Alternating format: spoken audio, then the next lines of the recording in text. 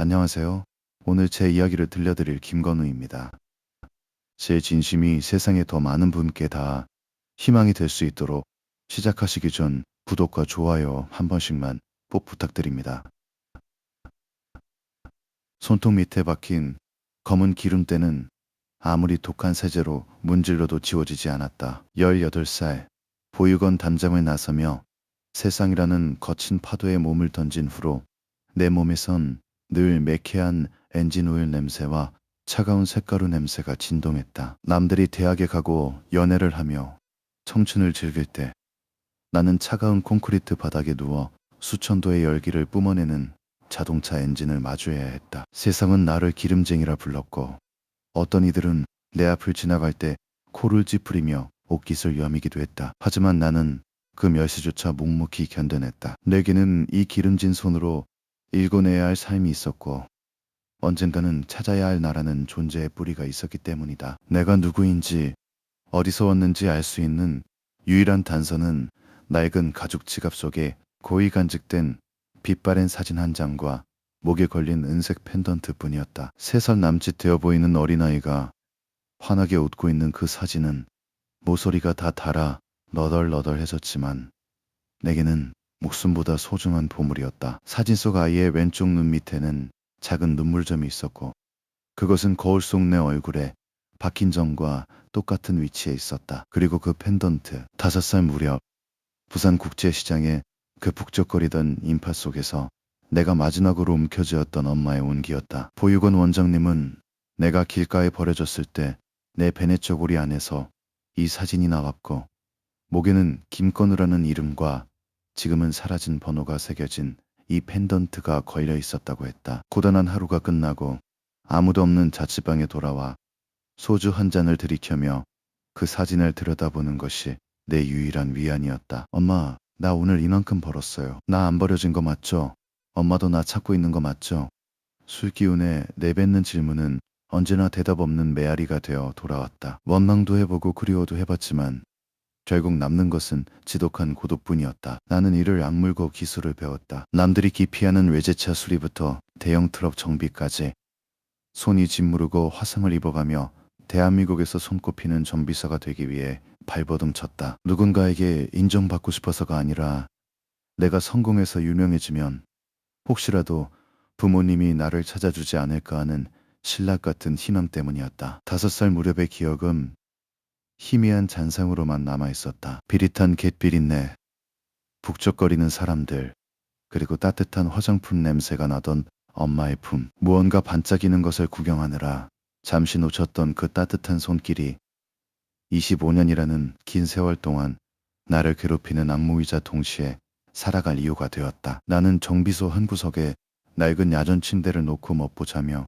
오직 기계와만 대화했다. 차가운 쇠붙이들은 거짓말을 하지 않았으니까. 내가 공을 들인 만큼 정직하게 굴러가는 엔진들을 보며 나는 내 인생도 언젠가는 제 궤도를 찾을 거라 믿었다. 30살이 된 지금 나는 도심 외곽의 작은 정비소를 운영하며 꽤 실력 있는 기술자로 불리게 되었다. 비록 몸은 고되고 옷은 늘 기름범벅이었지만 정직하게 땀 흘려 번 돈으로 내 삶을 지탱하고 있다는 자부심만큼은 누구보다 강했다. 나는 내 손톱 밑에 기름때를 부끄러워하지 않았다. 그것은 부모님을 만났을 때 저 이렇게 독하게 정직하게 잘 살았습니다라고 당당하게 말할 수 있는 나만의 훈장이었으니까. 하지만 세상은 그리 녹록지 않았다. 돈 좀 있다고 버들먹거리는 손님들은 내 정직함을 이용해 먹으려 들었고 때로는 정비 비용을 깎기 위해 말도 안 되는 트집을 잡으며 내 직업을 비하하기도 했다. 그럴 때마다 나는 지갑 속 사진을 꺼내보며 마음을 다잡았다. 여기서 무너지면 안 돼. 나는 반드시 증명해야 해. 사진 속 아이의 해맑은 미소가 나를 다시 일으켜 세웠다. 사진 속 아이의 이름인 김건우가 아닌 보육원에서 지어준 무생무치의 이름으로 불리며 살아가는 것이 지독하게 서러운 날도 있었다. 하지만 나는 포기하지 않았다. 언젠가 그 사진 속 엄마의 얼굴을 다시 마주할 그날을 위해 나는 오늘도 묵묵히 렌치를 들고 거친 엔진과 씨름했다. 그날은 유독 비가 쏟아지던 오후였다. 장마철의 눅눅한 공기가 정비소 안을 가득 채우고 있었고 빗소리 때문에 라디오 소리조차 제대로 들리지 않던 평범한 날이었다. 평소라면 손님이 끊겼을 시간이었지만 정비소 입구로 거대한 검은색 그림자가 서서히 미끄러져 들어왔다. 일반적인 세단과는 차원이 다른 위용을 자랑하는 마이바흐 한 대가 빗줄기를 뚫고 멈춰섰다. 차문이 열리기도 전에 뿜어져 나오는 압도적인 분위기에 나는 잠시 들고 있던 공구를 내려놓았다. 운전석에서 내린 한 여성이 우산을 받쳐들고 뒷좌석 문을 열었다. 그리고 그곳에서 내린 한 중년 여성, 보랏빛 수트를 차려입은 그녀의 차가운 눈빛과 마주친 순간 나는 알 수 없는 소름이 돋았다. 평생 차가운 시선에만 익숙했던 나였지만 그녀의 눈빛은 달랐다. 서늘한 위험 뒤에 감춰진 지독한 슬픔과 고독이 내 가슴을 툭 하고 건드리는 기분이었다. 내 인생이라는 거대한 톱니바퀴가 거꾸로 돌아가기 시작한 것은 그 여성이 내 지저분한 정비소 안으로 발을 내디딘 바로 그 찰나였다. 정비소의 낡은 양철 지붕을 때리는 빗소리는 마치 누군가 돌멩이를 한 움큼씩 던지는 것처럼 사나웠다. 산마철 특유의 눅눅한 공기가 정비소 바닥에 고인 폐유 냄새를 더욱 비릿하게 끌어올리고 있었다. 나는 젖은 장갑을 벗어 던지고 수건으로 얼굴에 땀을 훔쳐냈다. 손톱 밑에 박힌 검은 기름때는 여전히 완강하게 자리를 지키고 있었다. 오늘 같은 날은 손님도 없겠지. 그렇게 생각하며 낡은 라디오 볼륨을 높이려던 찰나였다. 정비소 마당을 가득 채운 빗줄기를 가르며 육중하고 검은 그림자가 조용히 미끄러져 들어왔다. 마이바흐 엠블럼 하나만으로도 이 변두리 정비소와는 전혀 어울리지 않는 위용을 자랑하는 차였다. 차문이 열리기도 전에 뿜어져 나오는 압도적인 위압감에 나는 나도 모르게 마른 침을 삼켰다. 이질적이었다. 기름 냄새와 색가루가 굴러다니는 내 작은 영토에 저런 고귀한 존재가 발을 들인다는 것 자체가 기묘한 불안감을 자아냈다. 운전석 문이 열리고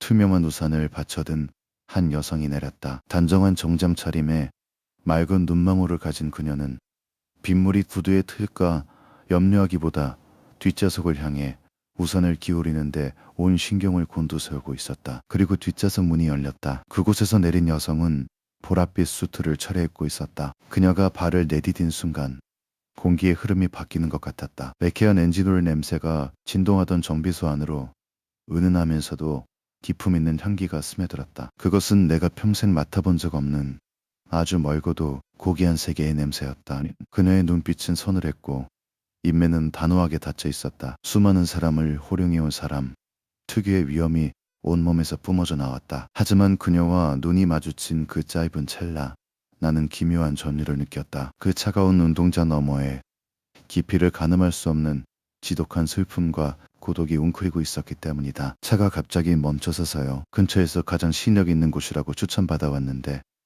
당장 수리가 가능할까요? 내게 다가온 수행비서 미니 씨의 목소리는 비 내리는 오후의 정적을 깨우는 맑은 종소리 같았다. 나는 멍하니 그녀를 바라보다가 아차 싶어 손을 바지춤에 닦아내며 일어섰다. 평소 거들먹거리며 나를 기름쟁이 취급하던 손님들과는 달랐다. 미니 씨는 내 지저분한 작업복을 보고도 눈살을 찌푸리기는커녕 빗물에 젖은 나를 걱정하는 듯한 따뜻한 눈빛을 보내왔다. 그 눈빛에 마음 한구석이 묘하게 일렁였다. 평생 차가운 시선에만 익숙했던 나에게 누군가 건네는 이 평범한 존중은 비현실적일 만큼 달콤했다. 일단 저서로 분정된다. 본입부터 열어봐야겠습니다. 시간이 좀 걸릴 수도 있는데 괜찮으시겠습니까? 내 투박한 대답에도 그녀는 살짝 미소 지으며 고개를 끄덕였다. 그 미소가 정비소 안의 어두침침한 조명을 밝히는 것 같았다. 나는 서둘러 차 앞으로 다가가 보닛을 열었다. 뜨거운 엔진 열기가 얼굴에 닿았지만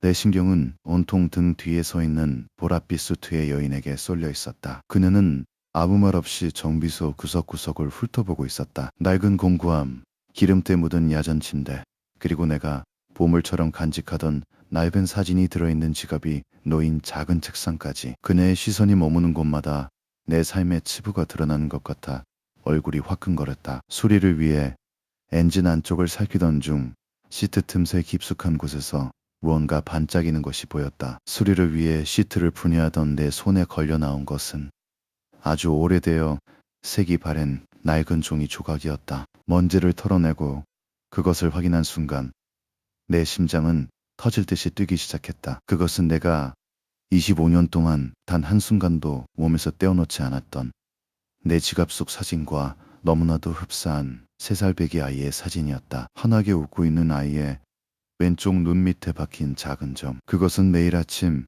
거울 속에서 내가 마주하던 나의 모습과 똑같았다. 이게 왜 여기 있지? 나도 모르게 혼잣말이 새어나왔다. 떨리는 손으로 사진을 뒤집자 그곳에는 삐뚤빼뚤하지만 정성스럽게 적힌 글자가 있었다. 그 이름은 보육원 원장님이 내게 지어주었던 이름이 아닌 내가 평생 힘속에서만 불러보았던 나의 진짜 이름일지도 모를 세 글자였다. 빗소리는 더욱 거세졌고 정비소 안의 정적은 날카로운 비명처럼 내 귀를 파고들었다. 내 인생이라는 거대한 톱니바퀴가 거꾸로 돌아가기 시작한 것은 바로 그 순간이었다. 보랏빛 향기를 몰고 온 그 여성이 혹시 내가 그토록 그리워하던 그 사람일지도 모른다는 미친 듯한 확신이 내 온몸을 휘감았다. 나는 고개를 들어 뒷좌석 창가에 기대어 밖을 음시하는 그녀를 바라보았다. 그녀의 슬픈 눈빛과 사진 속 아이의 해맑은 미소가 겹쳐 보였다. 심장박동이 귓가에 울릴 정도로 커졌다. 비 내리는 오후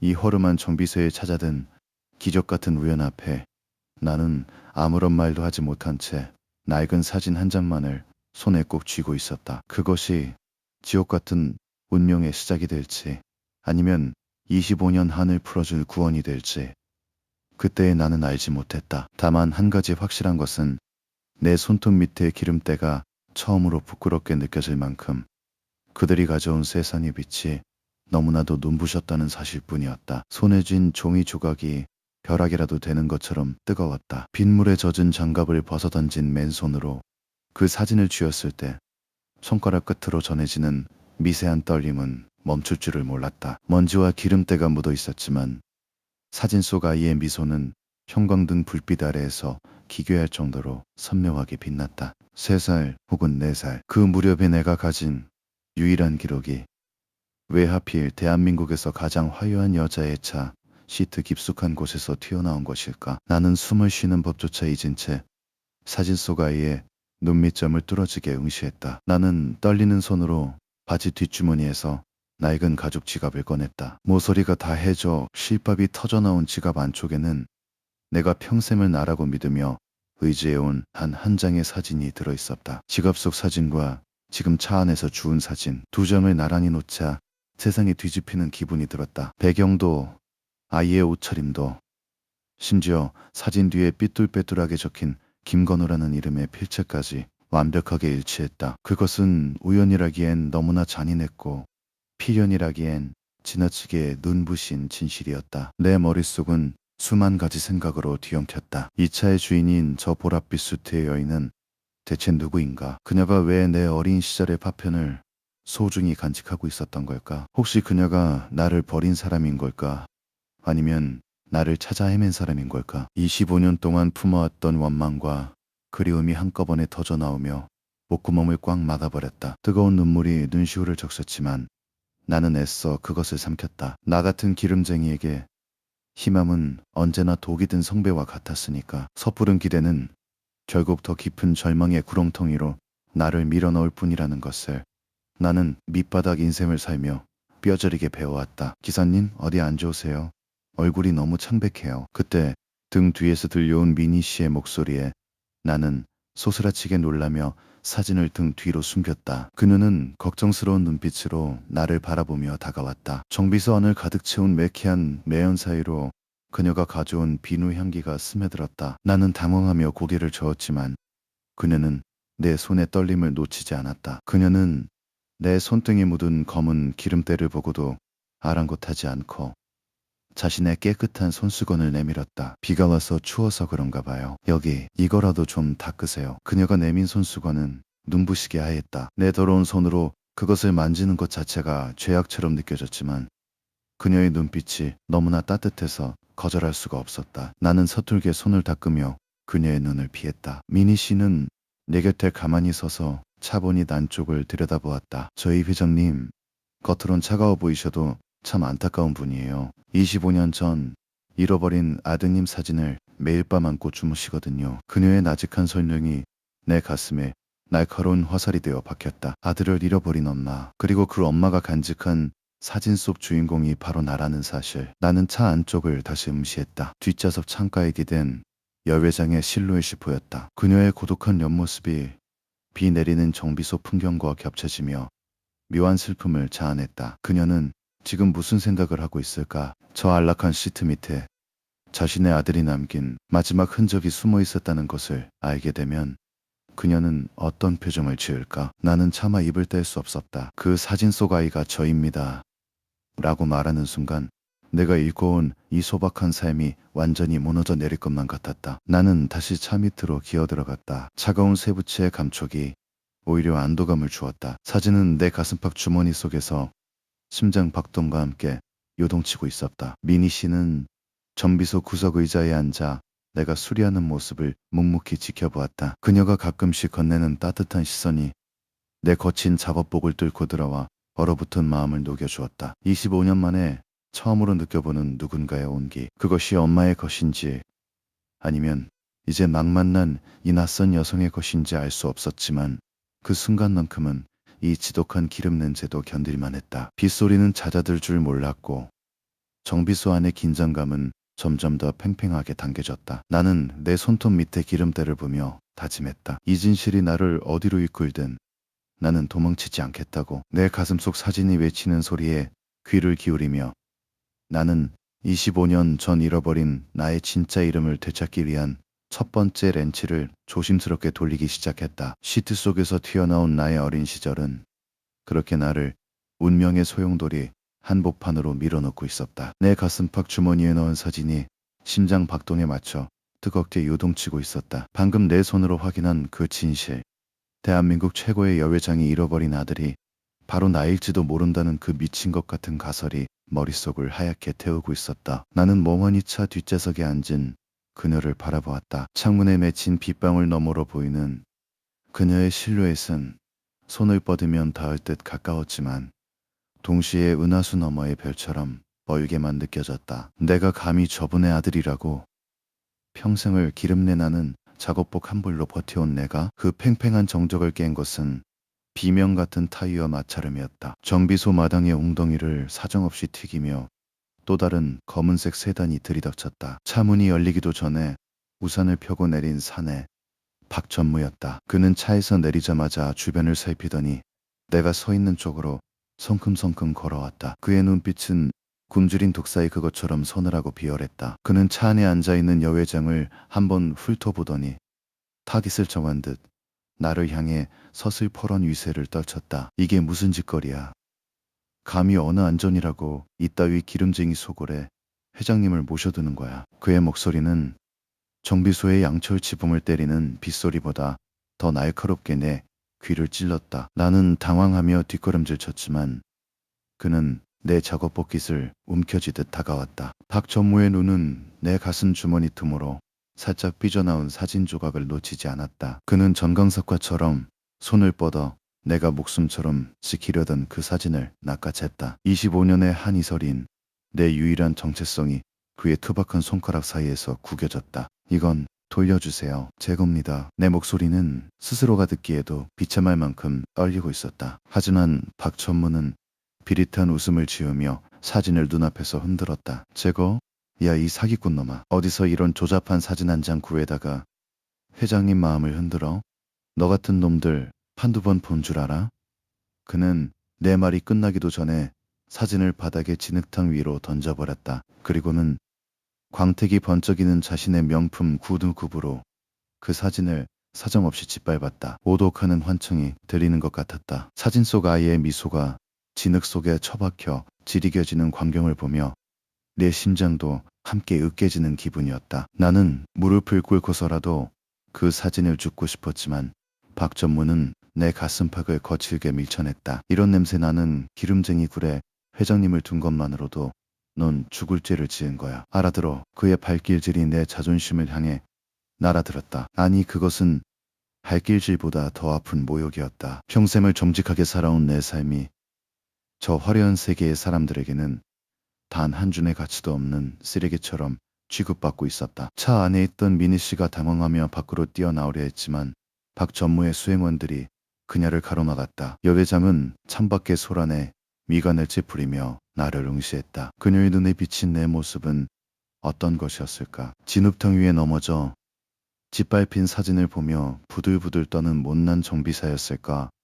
아니면 정말로 자신의 아들일지도 모른다는 일말의 의구심이었을까? 박 전무는 감제로 여회장의 차문을 열고 그녀를 다른 차로 옮겨 태우려 했다. 회장님, 이런 사기꾼 놈한테 휘둘리시면 안 됩니다. 제가 다 알아서 처리하겠습니다. 어서 가시죠. 박 전무의 강압적인 태도에 여회장은 결국 차에서 내렸다. 그녀가 내 앞을 지나칠 때 빗물과 섞인 그녀의 보랏빛 향기가 다시 한번 내 코끝을 스쳤다. 나는 바닥에 엎드린 채 그녀의 구두 끝을 보며 절규하듯 속삭였다. 엄마, 저예요. 제가 건우예요. 하지만 그 말은 빗소리에 묻혀 입 밖으로 나오지 못했다. 그녀는 잠시 멈춰서서 진흙 속에 짓밟힌 사진과 나를 번갈아 보더니 이내 차가운 표정으로 박 전무가 이끄는 차에 올라탔다. 멀어지는 자동차의 붉은 후미등을 보며 나는 빗물이 고인 진흙 바닥에 미친 듯이 파헤쳤다. 지리겨지고 찢겨나간 사진 조각을 소중하게 모아 가슴에 품었다. 아니야, 내가 진짜야. 내가 건우라고. 빗물인지 눈물인지 모를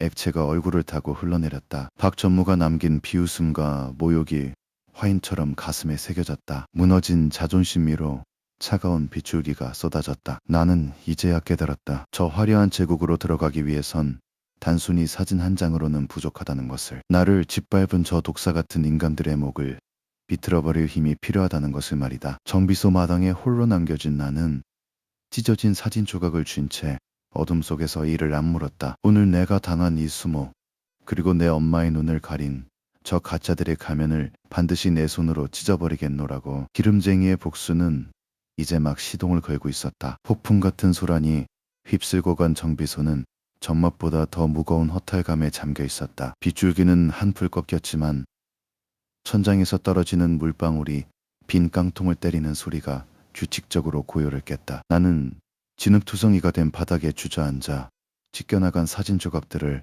하나하나 모았다. 박 전무의 구두굽에 쥐니겨진 아이의 얼굴은 이제 형체를 알아보기 힘들 정도로 뭉개져 있었다. 25년 동안 내 유일한 거울이었던 그 미소가 더러운 오물 속에 처박히던 순간 나는 내가 잃고 온 이 소박한 성벽이 얼마나 모래성처럼 약한 것이었는지 뼈저리게 실감했다. 그들이 떠난 자리에 남은 것은 비릿한 기름 냄새와 내 짓밟힌 자존심뿐이었다. 나는 사진 조각을 손바닥에 올려두고 한참을 바라보았다. 건우야, 미안하다. 내 이름 하나 지키는 것도 이렇게 힘이 드네. 입 밖으로 내뱉지 못한 혼잣말이 목구멍에 걸려 뜨거운 열기를 내뿜었다. 나는 비틀거리며 일어나 정비소 한 구석에 놓인 낡은 세면대로 향했다. 비누칠을 아무리 해도 지워지지 않는 손톱 밑에 기름때가 오늘따라 지독하게 혐오스러웠다. 저 화려한 보랏빛 수트의 여인과 그 곁을 지키던 빛나는 사람들에게 나는 그저 제거해야 할 오물 그 이상도 이하도 아니었을 것이다. 그때였다. 정비소 입구로 다시 한번 조심스러운 발걸음 소리가 들려왔다. 나는 박 전무의 부하들이 다시 돌아온 줄 알고 렌치를 움켜쥐며 날카롭게 고개를 돌렸다. 하지만 그곳에 서 있는 것은 예상치 못한 인물이었다. 젖은 머리카락을 쓸어 넘기며 숨을 몰아쉬는 그녀, 여회장의 비서 미니 씨였다. 그녀의 손에는 편의점에서 막 사온 듯한 따뜻한 캔커피 2개가 들려 있었다. 그녀는 난장판이 된 정비소 안을 보며 안타까운 표정을 짓더니 내게 천천히 다가왔다. 기사님, 아까는 정말 죄송했어요. 전무님이 그렇게까지 하실 줄은 몰랐거든요. 그녀가 내민 캔커피의 온기가 차갑게 식어 있던 내 손바닥을 파고들었다. 나는 당황하며 커피를 받아들었지만 그녀의 눈을 똑바로 쳐다볼 수가 없었다. 기름쟁이의 초라한 몰골을 들킨 것 같아 비참함이 앞섰기 때문이다. 하지만 미니 씨는 내 마음을 읽은 듯 아무 말 없이 내 옆에 놓인 낡은 타이어 위에 자리를 잡고 앉았다. 그녀의 깨끗한 정장이 기름때 묻은 타이어에 닿는 것을 보고 내가 만류하려 했지만 그녀는 오히려 살짝 미소 지으며 고개를 저었다. 저도 사실은 기사님처럼 밑바닥부터 시작했거든요. 저희 아버지도 늘 손에 흙을 묻히고 사셨던 분이라 저는 이런 냄새가 오히려 편해요. 그녀의 나직한 고백에 긴장으로 팽팽했던 내 마음이 조금씩 느슨해졌다. 미니 씨는 캔커피를 홀짝이며 정비소 천장을 올려다보았다. 나는 그녀의 옆모습을 훔쳐보며 왜 이토록 화려한 세계의 사람이 나 같은 놈을 찾아와 위로를 건네는지 궁금해졌다. 그녀는 내가 목에 걸고 있는 낡은 펜던트를 힐끗 보더니 조심스럽게 물었다. 그것이 내게 어떤 의미인지, 그리고 보육원에서의 삶은 어떠했는지. 평소라면 누구에게도 열지 않았을 마음의 빗장이 그녀의 따뜻한 눈빛 앞에서는 속절없이 풀려버렸다. 나는 그녀에게 펜던트 속에 새겨진 김건우라는 이름에 대해 이야기했다. 부모님이 지어주었을 그 이름이 내게는 성경 속 구절보다 더 신성한 주문이었다는 것, 그리고 보육원 시절 시설장이 이 펜던트를 뺏으려 했을 때 그의 손을 물어뜯으며 지켜냈던 처절한 기억까지. 내 이야기가 이어지는 동안 미니 씨는 단 한 번도 말을 끊지 않고 경청해 주었다. 그녀의 눈가에 맺힌 작은 이슬이 가로등 불빛에 반사되어 빛나는 것을 보았을 때 나는 25년 만에 처음으로 나라는 존재가 누군가에게 이해받고 있다는 형언할 수 없는 감동을 느꼈다. 건우 씨, 이름 참 예쁘네요. 기사님, 손은 더럽지 않아요. 그건 정직하게 살아온 훈장이잖아요. 그녀가 처음으로 내 보육원 이름이 아닌 진짜 이름 건우를 불러주었을 때 내 심장은 터질 듯이 요동쳤다. 그녀의 목소리는 정비소의 소음과 매연을 씻어내는 청량한 바람 같았다. 그녀는 주머니에서 자신의 하얀 손수건을 꺼내 내 뺨에 묻은 기름때를 살포시 닦아주었다. 그녀의 손길이 닿은 곳마다 불꽃이 이는 것 같아 나는 숨을 들이켰다. 기름 냄새 가득한 이 삭막한 공간에 그녀라는 꽃 한 송이가 피어난 기분이었다. 미니 씨와 대화를 나누며 나는 처음으로 욕심이 생겼다. 저 높은 곳에 있는 엄마라는 존재에게 다가가고 싶다는 욕심이 아니라 내 앞에 앉아 나를 사람으로 대우해주는 이 여자의 곁에 단단히 서고 싶다는 욕심이었다. 그녀는 박 전무 몰래 나를 도울 방법을 찾아보겠노라 약속하며 정비소를 떠났다. 멀어지는 그녀의 뒷모습을 보며 나는 찢어진 사진 조각을 다시 한번 가슴에 품었다. 이제 나는 더 이상 무기력하게 당하고만 있지 않을 것이다. 나를 사람으로 봐준 단 한 사람을 위해서라도 나는 내 진짜 인생을 되찾아야만 했다. 기름쟁이의 가슴 속에 처음으로 사랑이라는 이름의 거대한 엔진이 뜨겁게 달궈지기 시작한 밤이었다. 미니 씨가 떠난 뒤에도 정비소 안에는 그녀가 남긴 온기가 미세한 연기처럼 감돌고 있었다. 그녀가 내 이름을 불러주던 그 순간의 떨림이 귓가를 맴돌아 나는 한동안 멍하니 캔커피에 빈 깡통만 만지작거렸다. 기름쟁이로 불리던 비천한 내 삶에도 처음으로 사람 냄새나는 빛이 스며든 기분이었다. 하지만 그 평화는 그리 오래가지 않았다. 어둠이 짙게 깔린 한밤중 멀리서 들려오는 거친 타이어 마찰음과 엔진 소리가 정적을 찢어벌기며 정비소 마당으로 들이닥쳤다. 눈을 찌르는 강렬한 하이빔 조명이 정비소 안을 사정없이 훑었다. 나는 본능적으로 렌치를 거머쥐며 일어섰다. 차에서 내린 것은 박 전무의 사주를 받은 것이 분명한 물신과 흉터로 뒤덮인 거구의 사내들이었다. 그들의 손에는 쇠파이프와 망치가 들려 있었고 눈빛에는 일말의 자비도 없었다. 우두머리로 보이는 사내가 비릿한 침을 뱉으며 내게 다가왔다. 야, 이 사기꾼 새끼야. 내가 감히 전무님을 상대로 사기를 쳐? 오늘 여기서 내 인생도 이 쓰레기장도 전부 끝이다. 그의 말이 끝나기가 무섭게 쇠파이프가 공기를 가르며 내 소중한 정비 도구들을 때려 부수기 시작했다. 쨍그랑 하는 소리와 함께 내가 10년 동안 피땀 흘려 모은 기계들이 비명을 지르며 나자빠졌다. 엔진 진단기 리프트, 그리고 정성껏 닦아두었던 수공구함까지. 그것들은 단순한 기계가 아니었다. 부모도 없고 집도 없던 내게 유일한 가족이자 안식처였고 내가 세상에 쓸모있는 존재임을 증명해주던 유일한 증거들이었다. 그것들이 무참히 짓밟히는 광경을 보며 내 이성은 순식간에 끊어졌다. 나는 짐승처럼 울부짖으며 그들에게 달려들었다. 하지만 머릿수에선 밀리는 싸움은 애초에 무의미했다. 사방에서 날아오는 발길질과 내질에 나는 바닥으로 처박혔다. 차가운 콘크리트 바닥에 얼굴이 짓눌린 채 나는 내 보금자리가 파괴되는 소리를 들어야 했다. 그만해, 제발 그만해. 내 비명은 빗소리에 묻혀 공허하게 흩어졌다. 사내들은 내가 아끼던 야전 침대를 갈기갈기 찢고 벽에 걸어둔 낡은 달력과 내 어린 시절의 파편들이 담긴 지갑마저 짓밟았다. 그때 한 사내가 내 목에 걸린 펜던트를 발견했다. 오호, 이게 그 사기극의 핵심인가? 그가 내 멱살을 잡아올리며 펜던트를 낚아채려 했다. 나는 온몸의 근육이 비명을 지르는 통증 속에서도 두 손으로 펜던트를 움켜쥐었다. 이것만큼은 안 된다. 이것마저 뺏기면 나는 정말로 이 세상에서 지워지는 것이었다. 25년 전 엄마가 내 목에 걸어주었던 그 마지막 끈. 내가 김건우임을 증명해줄 유일한 등불. 나는 펜던트를 감싸쥐고 몸을 웅크렸다. 사정없는 매질이 등과 머리 위로 쏟아졌다. 둔탁한 타격음이 들릴 때마다 시야가 번쩍이며 붉게 물들었다. 뜨거운 핏물이 눈을 가리고 입안에는 비릿한 금속맛이 가득 찼지만 나는 손가락 끝에 힘을 빼지 않았다. 사내들은 내 손을 강제로 벌리려 구두굽으로 내 손등을 지디겼다. 으드득 뼈가 어긋나는 듯한 극심한 고통이 전신을 강타했다. 하지만 나는 이를 악물고 버텼다. 죽어도 안 놓쳐. 죽어도. 내 의식은 점점 멀어져 갔지만 펜던트를 쥐인 손만은 감찰처럼 굳어 있었다. 독한 새끼.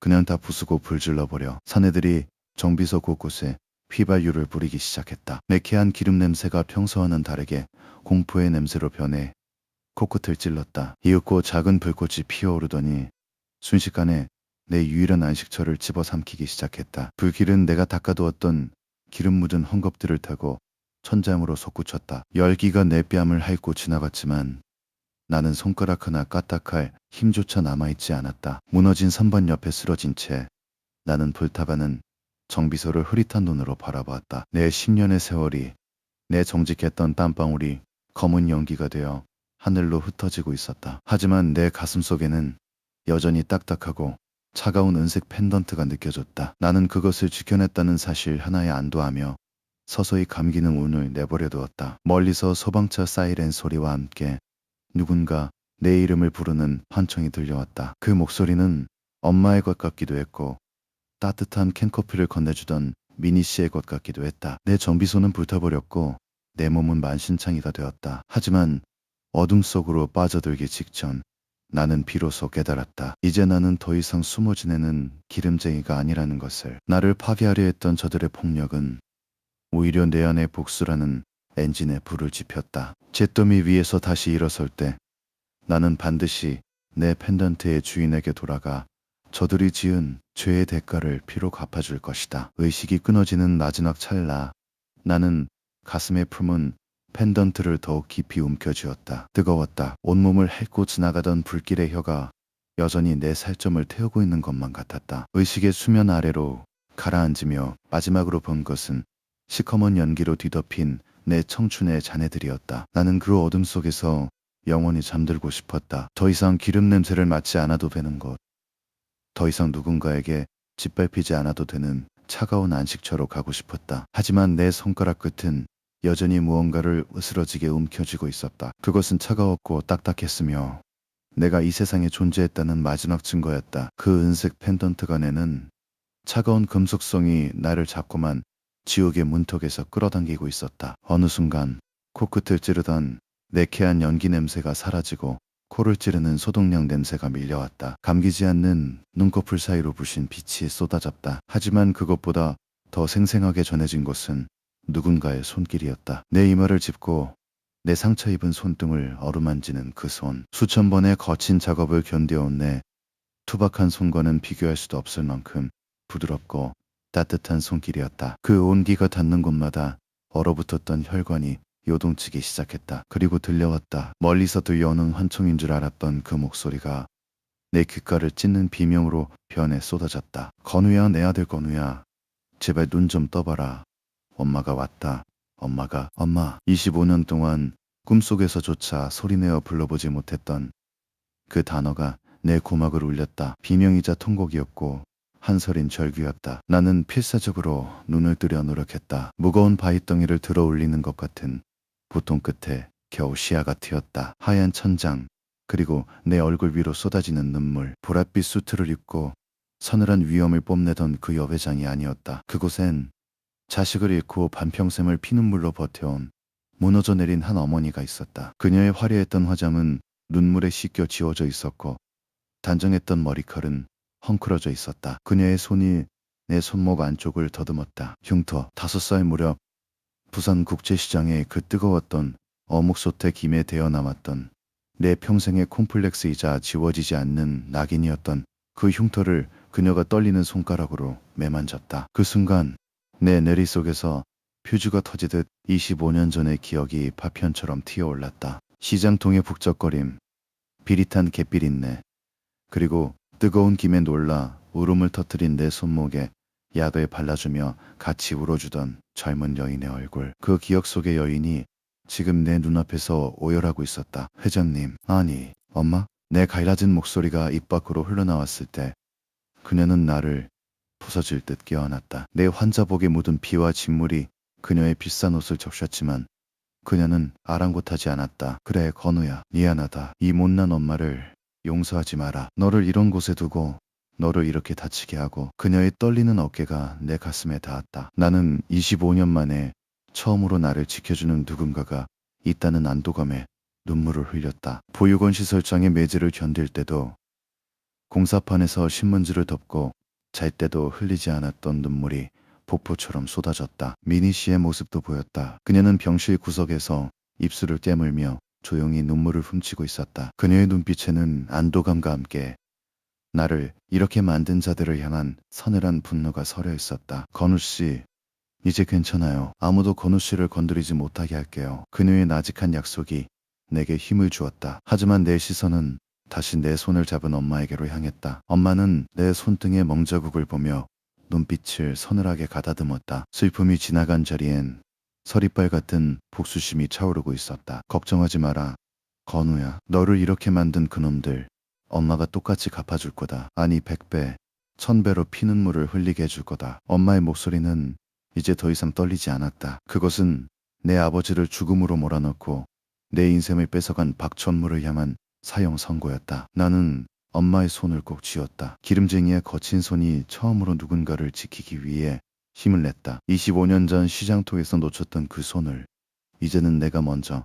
꽉 잡았다. 지옥 같은 불길 속에서 나를 살려낸 것은 펜던트가 아니라 바로 이 운명의 이끌림이었다. 나는 이제 다시 잠들지 않을 것이다. 나를 사기꾼으로 몰고 내 안식처를 불태운 자들이 어떻게 무너지는지 엄마의 등 뒤에서 내 눈으로 똑똑히 지켜볼 것이다. 복수의 엔진은 이제야 비로소 제대로 된 연료를 채우고 돌아가기 시작했다. 병원 천장에 눈부신 형광등 불빛은 차가웠지만 내 손을 꼭 잡고 잠든 엄마의 온기는 뜨거웠다. 전신을 짓누르는 통증 때문에 숨을 쉴 때마다 갈비뼈가 비명을 질렀고 붕대로 감긴 내 손가락들은 감각조차 희미했다. 정비사에게 생명과도 같은 이 손이 다시 렌치를 잡을 수 있을지 두려움이 엄습했지만 그보다 더 큰 공포는 나를 되찾은 엄마가 다시 위험에 처할지도 모른다는 사실이었다. 나는 잠든 엄마의 초췌한 얼굴을 보며 입술을 깨물었다. 25년 만에 만난 아들이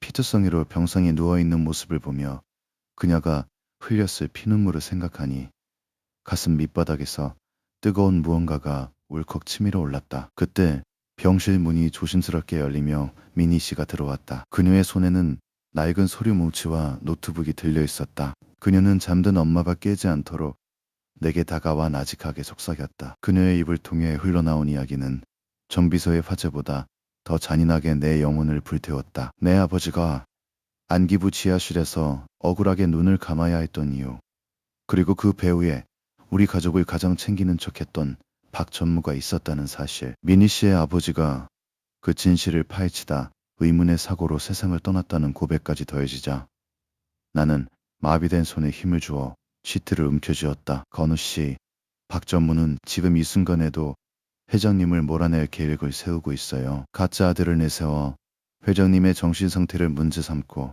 경영권을 통째로 앗아가려 합니다. 오늘 오전 10시 이사회가 열려요. 그곳이 박전무가 준비한 마지막 무대입니다. 미니 씨의 눈빛은 비장했다. 그녀는 박전무가 남편을 배신하고 보상금을 챙겼던 기록, 그리고 가짜 아들을 고용해 나를 사기꾼으로 몰았던 증거물들을 내게 보여주었다. 내 인생을 송두리째 앗아간 그 남자가 이제는 내 엄마의 마지막 터전마저 무너뜨리려 하고 있었다. 나는 더 이상 병상에 누워있을 수 없었다. 내 몸뚱이가 부서지는 한이 있더라도 엄마의 등 뒤를 노리는 그 독사의 목을 직접 비틀어야 했다. 나는 링거 바늘을 거칠게 뽑아냈다. 영리한 피가 환자복을 적셨지만 들은 통증 따위는 느껴지지도 않았다. 건우 씨, 안 돼요. 아직 몸이. 미니 씨가 당황하며 나를 말렸지만 나는 그녀의 어깨를 짚고 간신히 일어섰다. 다리가 후들거리고 시야가 핑 돌았지만 정신만큼은 그 어느 때보다 또렷했다. 25년 동안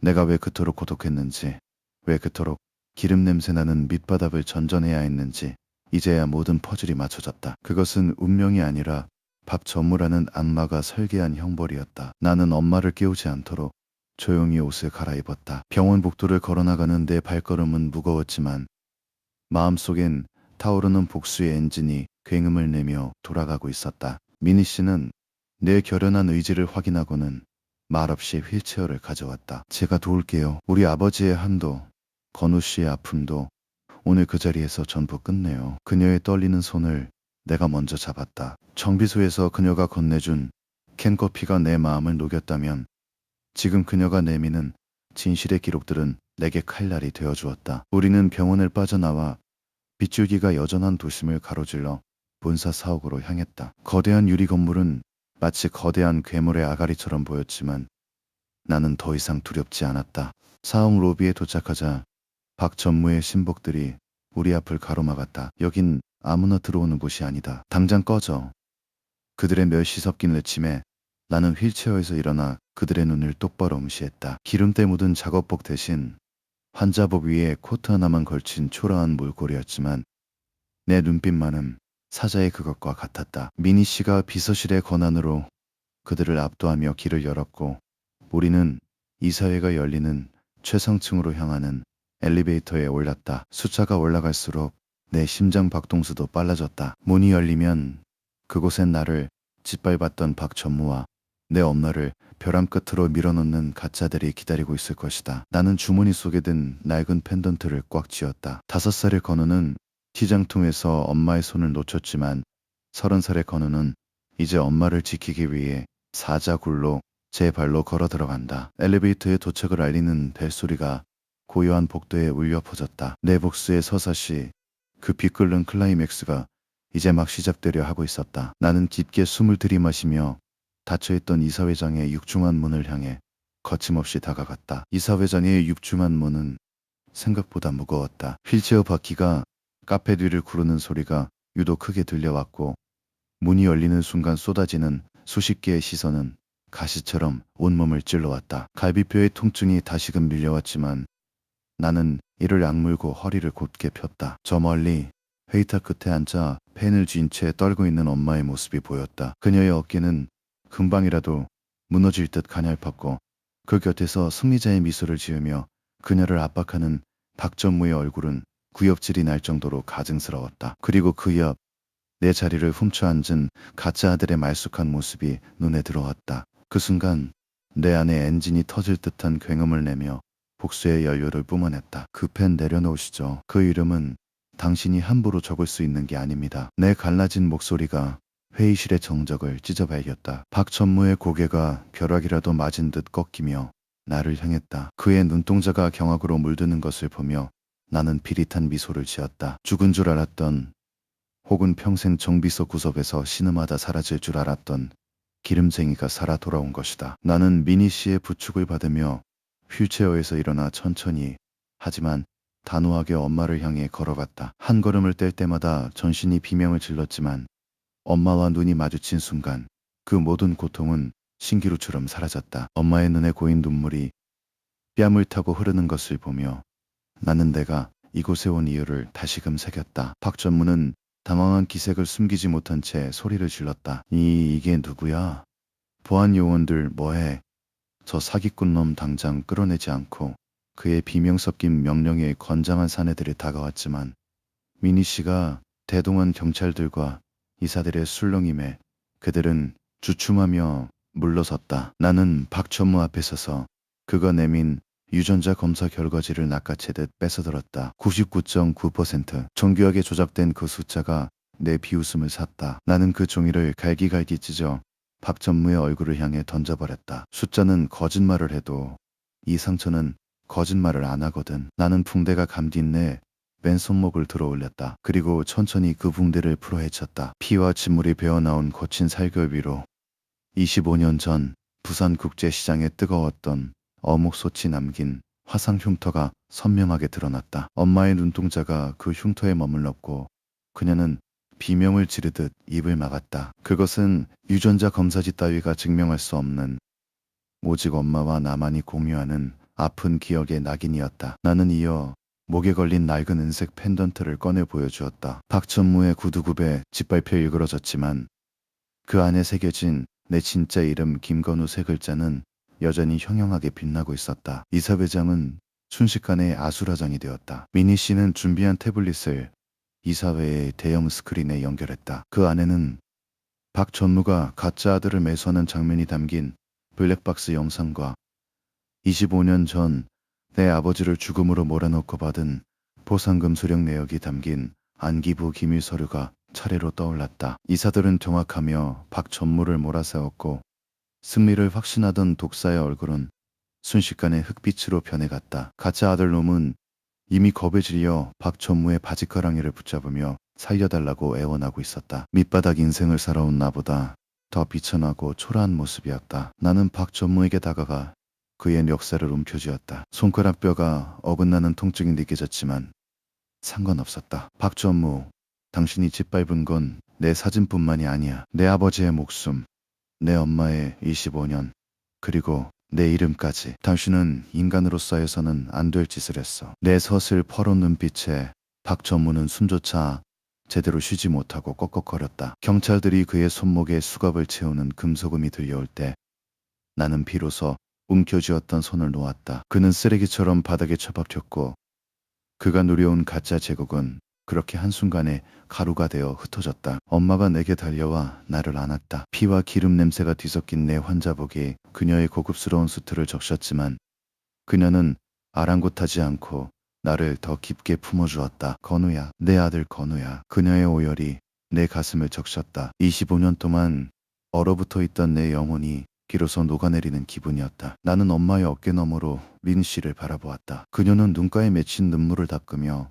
내게 조용히 미소 지어 보였다. 그 미소는 내가 정비소에서 받았던 어떤 부품보다도 더 완벽하게 내 부서진 마음을 조립해주고 있었다. 나는 이제 더 이상 버려진 아이가 아니었다. 누군가에게 사기를 치기 위해 나타난 이방인도 아니었다. 나는 25년 만에 자신의 이름을 되찾고 엄마를 지키기 위해 사자 아쿠를 평정한 진짜 아들이었다. 이사회장을 가득 채웠던 무거운 공기가 서서히 거치고 창밖으로 비치는 햇살이 우리 모자를 비추었다. 99.9%라는 가짜 숫자 뒤에 숨겨진 추악한 진실을 이기고 100%의 진심으로 엄마의 손을 다시 잡은 순간 내 인생이라는 거친 엔진은 비로소 완벽한 궤도에 올라 굉음을 내며 전진하기 시작했다. 박 전무가 끌려나가는 뒷모습을 보며 나는 속으로 나직하게 읊조렸다. 아버지, 이제 다 끝났어요. 이사회장의 육중한 문이 닫히고 박 전무가 비참하게 끌려나간 뒤 회의실을 감돌던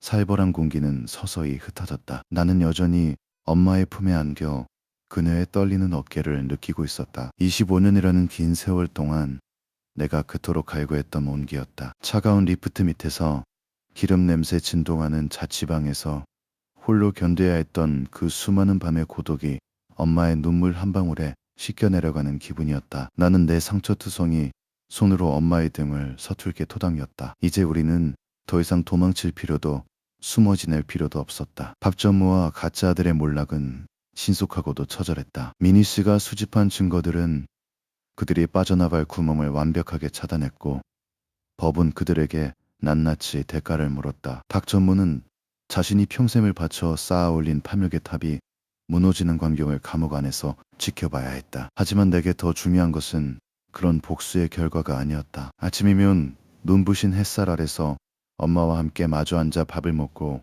다녀오겠습니다.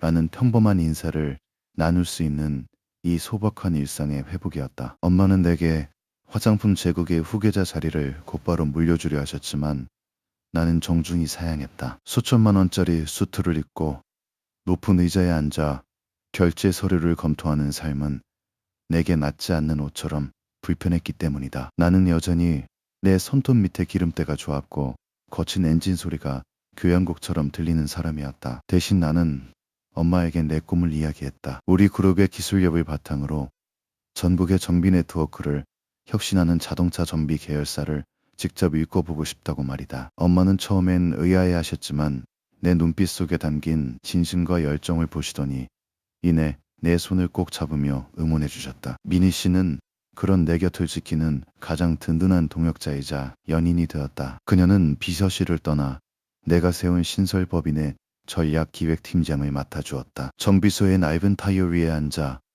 캔커피를 나눠 마시던 그날처럼 우리는 지금도 현장 사무실에서 컵라면을 나눠 먹으며 밤을 새우곤 한다. 그녀는 내 거친 손을 잡을 때마다 말한다. 건우 씨 손은 세상에서 가장 정직한 예술가의 손이에요. 그 말 한마디에 나는 세상 그 누구보다 부유한 남자가 된 기분을 느꼈다. 우리 사이의 로맨스는 화려한 다이아몬드보다 은은한 엔진 오일의 향기처럼 짙고 단단하게 익어갔다. 어느 맑은 주말 우리는 25년 만에 다시 부산행 기차에 올랐다. 화려한 의전도 수행원도 없이 오직 우리 세 사람만의 여행이었다. 부산국제시장은 예전보다 훨씬 현대적으로 변해 있었지만 특유의 활기와 비릿한 갯비린내는 여전했다. 나는 엄마의 손을 꼭 잡고 우리가 헤어졌던 그 골목을 천천히 걸었다. 5살의 내가 엄마의 손을 놓쳤던 그 찰나의 공포가 떠올라 순간 손에 힘이 들어갔다. 엄마는 내 마음을 읽은 듯 내 손을 더 꽉 쥐어주었다. 건우야, 이제 절대로 안 놓친다. 엄마가 죽는 날까지 내 손 꼭 잡고 있을게. 엄마의 나직한 약속이 시장통의 소음보다 더 선명하게 내 가슴에 박혔다. 우리는 시장 구석의 낡은 국밥집에 앉아 김이 모락모락 나는 국밥을 마주했다. 25년 전 엄마가 내 입에 넣어주던 그 따뜻한 고기 한 점의 맛이 기억 저편에서 되살아났다. 나는 국밥 한 그릇을 비워내며 비로소 내 안의 긴 겨울이 끝났음을 실감했다. 수백억의 자산보다 화려한 호텔 식사보다 지금 내 눈앞에서 웃고 있는 엄마와 미니 씨의 얼굴이 더 소중했다. 기름쟁이로 살아온 지난 세월이 억울하지 않았다. 그 모진 세월이 있었기에 지금 이 순간의 평화가 얼마나 값진 것인지 알 수 있었으니까. 다음날 우리는 아버지가 잠들어 있는 묘소를 찾았다. 비석에 새겨진 아버지의 이름을 손끝으로 쓸어내리며 나는 25년 동안 가슴 속에만 묻어두었던 말을 전했다. 아버지 저 왔어요. 건우예요. 엄마랑 같이 왔어요. 엄마는 아버지의 묘비 곁에 앉아 한참을 말없이 눈물을 흘리셨다. 억울한 누명도 박전무의 배신도 이제는 바람과 함께 날려보냈다. 나는 아버지의 묘소 앞에서 미니 씨의 손을 잡고 다짐했다. 아버지처럼 정직하게 그리고 엄마처럼 강인하게 내 삶을 지켜나가겠노라고. 서울로 돌아오는 길 차창 밖으로 붉게 타오르는 노을이 우리를 비추었다. 내 곁에서 엄마는 내 어깨에 머리를 기대고 곤히 잠드셨고 운전석의 미니 씨는 가끔씩 백미러로 나를 보며 미소 지었다. 나는 내 주머니 속에 든 낡은 펜던트를 만져보았다. 이제 이것은 나를 증명할 유일한 수단이 아니라 내 인생의 가장 아름다웠던 기적을 상징하는 훈장이었다. 수트보다 편한 작업복을 입고 내가 사랑하는 사람들과 함께 땀 흘리며 살아갈 나의 미래가 저 노을처럼 찬란하게 펼쳐져 있었다. 내 25년의 눈물은 이제 기쁨의 강물이 되어 흐르는다. 고단했던 정비사의 삶은 내게 견고한 근육을 선물했고 지독했던 고독은 내게 사람의 소중함을 가르쳐 주었다. 나는 이제 회장 아들이라는 수식어보다 정직한 기술자 건으로 불리는 것이 더 좋다. 기름 냄새 나는 내 손이 누군가의 고장난 인생을 고쳐줄 수 있다면 나는 평생 이 작업복을 벗지 않을 것이다. 25년 만에 다시 잡은 이 손, 그리고 내 곁을 찾아온 사람. 나는 오늘 밤 생애 가장 달콤하고 평온한 잠을 청하며 내일의 엔진 소리를 기다린다. 이것이 바로 기름쟁이 건우가 세상에 보여준 가장 완벽한 해피엔딩이었다.